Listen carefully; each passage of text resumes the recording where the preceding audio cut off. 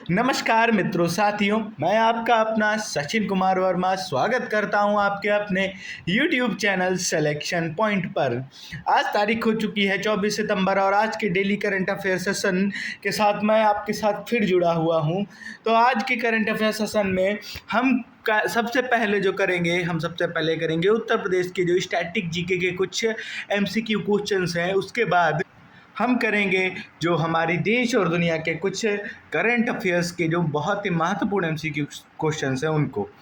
तो आप सभी को मैं यह बताना चाहता हूं कि मैं अभी पॉलिटी के कुछ सेशंस को फिर से मैं कंटिन्यू करना चाहता हूं। इससे पहले 2 क्लासेस ही मैंने कराई हैं, तो बाकी की जो पॉलिटी की क्लासेस है वो भी आपके लिए मैं जल्दी ही अपने वीडियोस के माध्यम से लेकर के आऊँगा। तो आप लोग सभी लोग एक बार हमारे चैनल को सब्सक्राइब कर दीजिएगा, बेल आइकन ऑन कर दीजिएगा, ताकि हमारा जो भी वीडियो अपलोड हो आपको आपके पास तक की पहुँच जाए जल्दी से जल्दी। ठीक है, तो शुरू करते हैं आज के वीडियो को। तो वीडियो को एक बार लाइक कर दीजिएगा, शेयर कर दीजिएगा और चैनल को सब्सक्राइब कर दीजिएगा।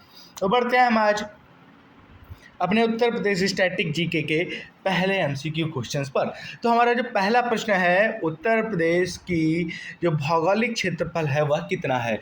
तो जो उत्तर प्रदेश राज्य है, हमारा राज्य है, उसका जो भौगोलिक क्षेत्रफल है वह कितना है। ऑप्शन है हमारे, ऑप्शन ए 2,43,286 वर्ग किलोमीटर, ऑप्शन बी 2,40,928 वर्ग किलोमीटर, ऑप्शन सी 2,38,566 वर्ग किलोमीटर, ऑप्शन डी 2,36,286 वर्ग किलोमीटर।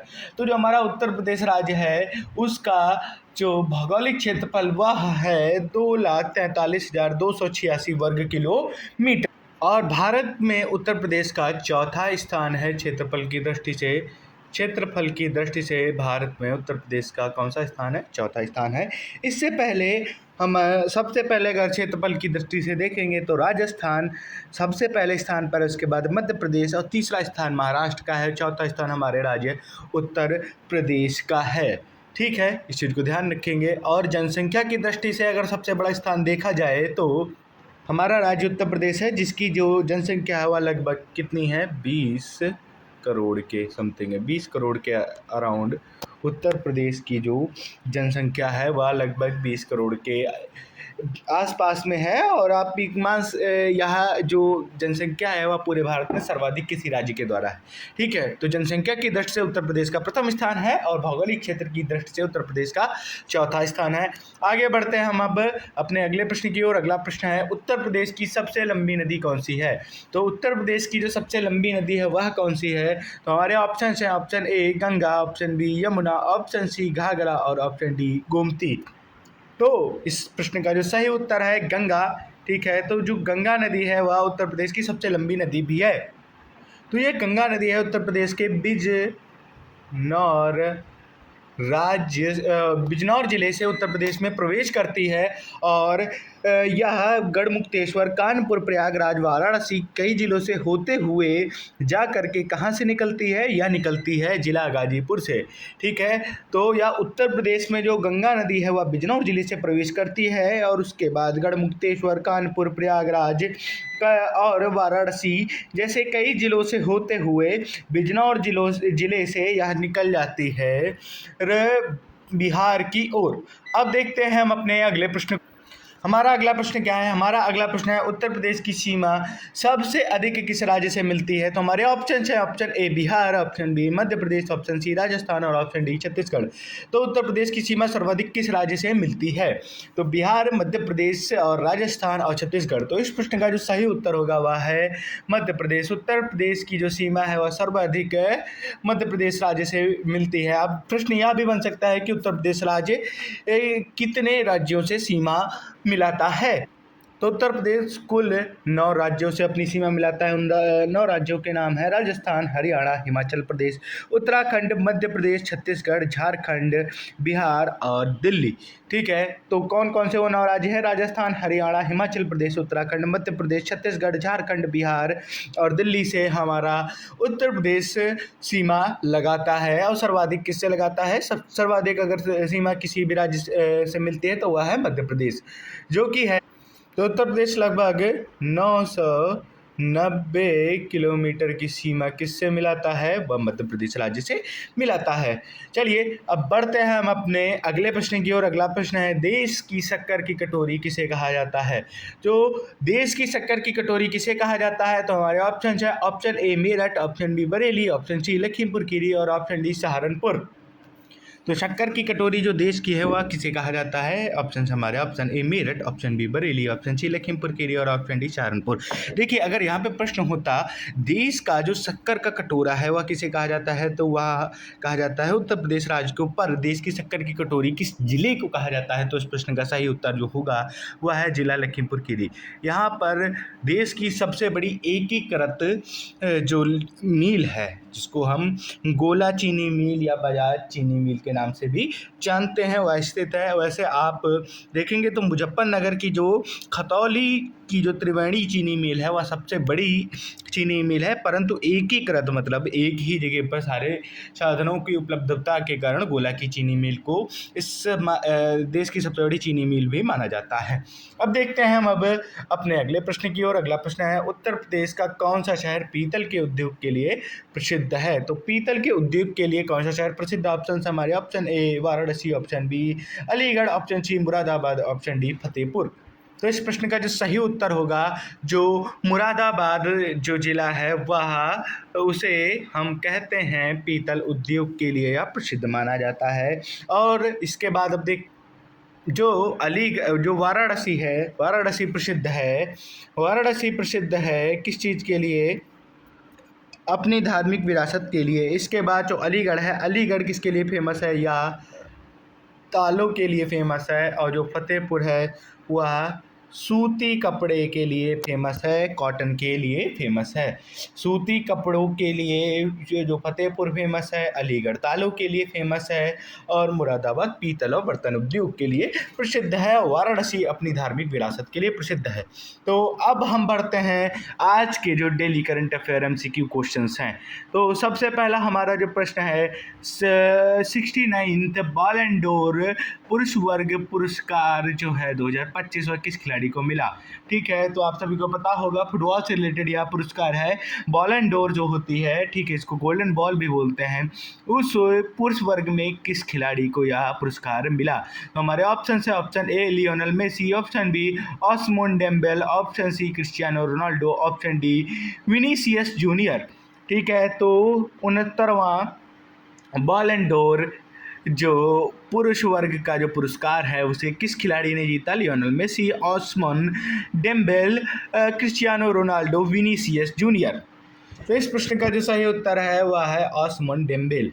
ठीक है, तो 59वां बॉलन डोर पुरस्कार जो है वह किसके द्वारा जीता गया? ऑस्मोन डेम्बेल के द्वारा जीता गया।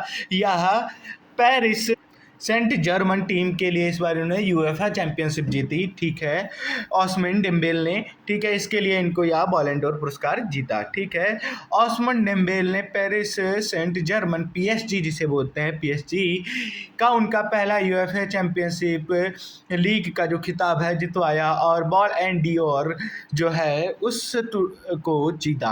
अब देखते हैं हम अपने अगले प्रश्न की ओर। अगला प्रश्न है 2025 में तीसरी बार लगातार बॉल एंड डियोर पुरस्कार किसे मिला?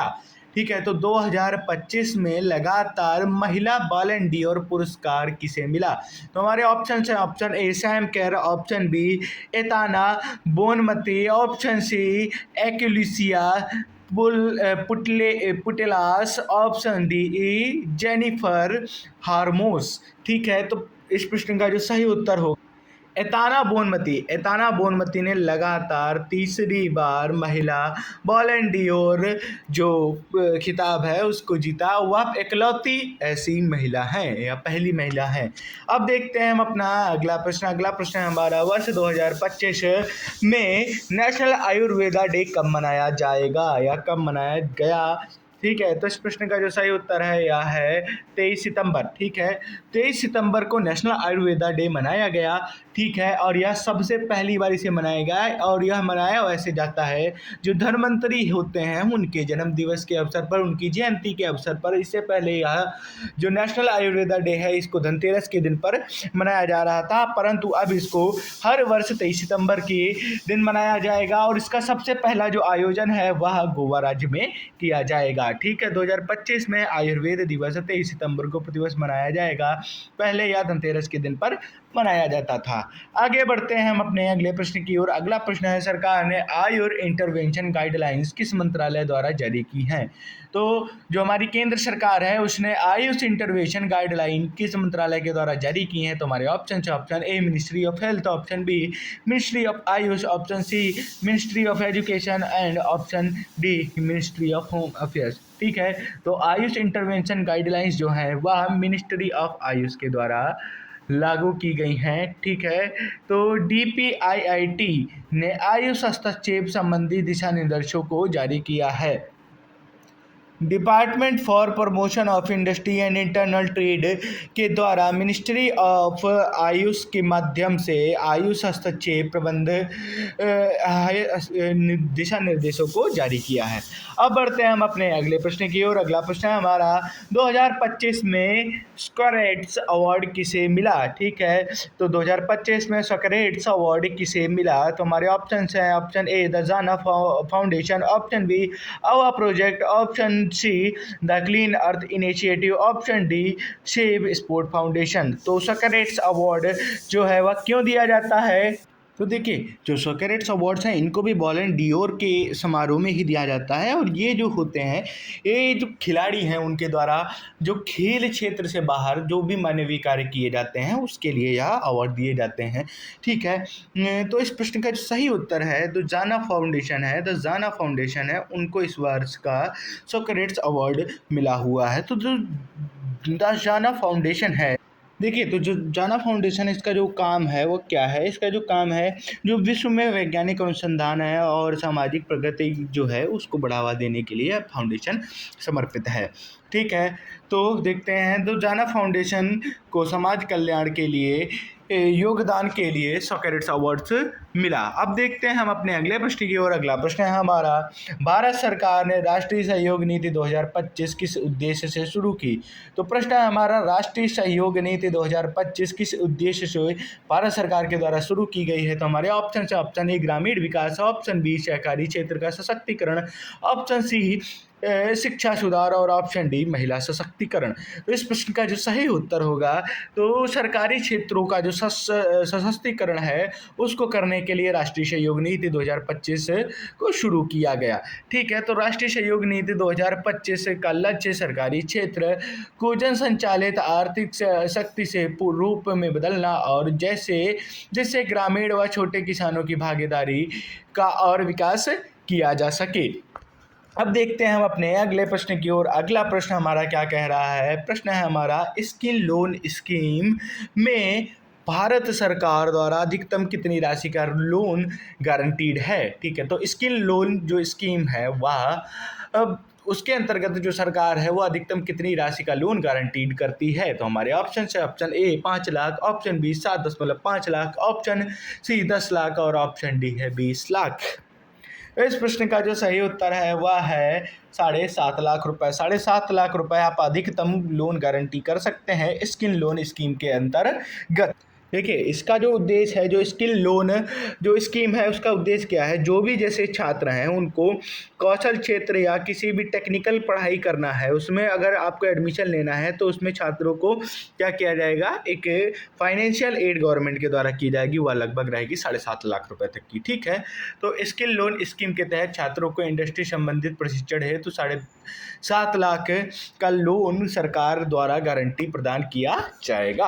अब बढ़ते हैं हम अपने हैं अगले प्रश्न की ओर। अगला प्रश्न है हमारा प्रश्न नंबर 8। 2025 में भारत सरकार ने MSME सेक्टर के लिए किस प्रकार की सहायता दी है? ठीक है, तो भारत सरकार के द्वारा MSME सेक्टर के द्वारा किस प्रकार से सहायता करी गई है? तो MSME का मतलब आप सभी को पता होना चाहिए, मीडियम स्मॉल इंटरप्राइजेज जो होते हैं उनको हम MSME कहते हैं। ठीक है, मीडियम स्मॉल मैन्युफैक्चरिंग इंटरप्राइजेज। ठीक है, तो हमारे ऑप्शंस हैं इसके: ऋण गारंटी योजना, ऑप्शन बी मुफ्त शिक्षा योजना, ऑप्शन सी बीमा योजना और ऑप्शन डी आयकर छुटकारा। तो इस प्रश्न का जो सही उत्तर है, जो MSME सेक्टर है उस पे सरकार ने ऋण गारंटी योजना को शुरू किया है। और इसका मेन रीजन ये भी है क्योंकि जो MSME सेक्टर है वो भारत के एक्सपोर्ट में बहुत बड़ा जो है उनका हाथ रहता है। ठीक है, MSME के बिना कोलेट्रल के टर्म लोन उपलब्ध कराना और गारंटी कवर देने के लिए सरकार ने विशेष क्रेडिट योजना लाई है। आगे बढ़ते हैं हम अपने अगले प्रश्न की ओर। अगला प्रश्न है हमारा 2025 में निजी बीमा कंपनियों में FDI सीमा कितनी कर दी गई है? तो जितनी भी प्राइवेट बैंक्स हैं, ठीक है, जो प्राइवेट कंपनियां हैं जो क्या कर रही हैं, बीमा कर रही हैं, उनके लिए जो FDI सीमा है भारत के बजट में वह कितनी प्रतिशत कर दी गई है? तुम्हारे ऑप्शन है, option A 74%, option B 80%, option C 90% और ऑप्शन डी है 100%।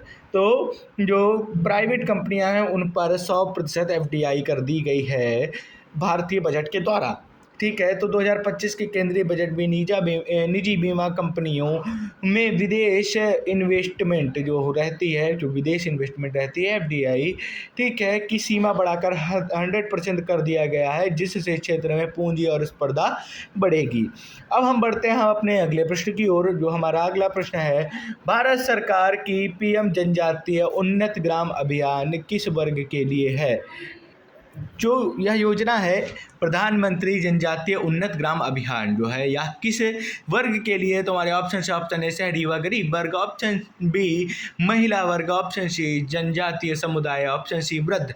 तो इस प्रश्न का उत्तर आपको प्रश्न में ही मिल गया, यहाँ पे जनजातीय दिया हुआ है।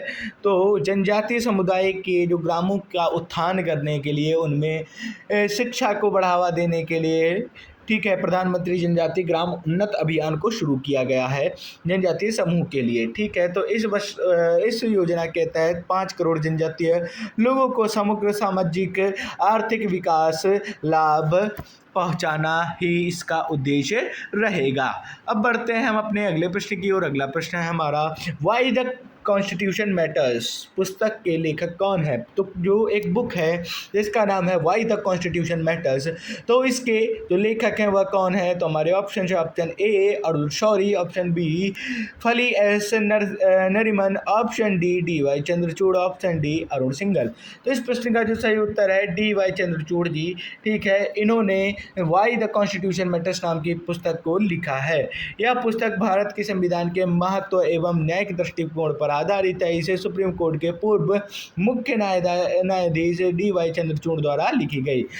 ठीक है, तो DY चंद्रचूड़ जी को 10 नवंबर 2024 को यह क्या हो गए थे, रिटायर हो गए थे, उनका कार्यकाल समाप्त हो गया था। इस चीज़ का आप ध्यान रखेंगे। ठीक है, और 2 साल का इनका कार्यकाल रहा था एज अ चीफ जस्टिस। अब देखते हैं हम अपने अगले प्रश्न की ओर। अगला प्रश्न है, पटना उच्च न्यायालय के मुख्य न्यायाधीश के रूप में किसे नियुक्त किया गया? ठीक है, तो पटना के जो मुख्य न्यायाधीश हैं उनके रूप में किसे नियुक्त किया गया? तो हमारे ऑप्शन है, option A justice Ashok Bhushan, option B justice Abhilash Yadav, option C justice Pawan Kumar Bhimappa Bajanthri, option D DY Chandrachud. तो इस प्रश्न का जो सही उत्तर है option C justice Pawan Kumar Bhimappa Bajanthri. ठीक है, तो जस्टिस पवन कुमार बंजथरी 24 सितंबर 2025 को पटना के उच्च न्यायालय के मुख्य न्यायाधीश के रूप में नियुक्त किया गया है। ठीक है, तो आज के करंट अफेयर सेशन में इतना ही। मैं आपसे यहाँ पर विराम लेना चाहूँगा। कल मैं आपसे फिर मिलूँगा एक नए करंट अफेयर सेशन के साथ। तो आप लोग कमेंट सेक्शन में अवश्य बताएंगे कि आज की क्लास कैसी लगी। धन्यवाद मित्रों, जय हिंद, वंदे मातरम।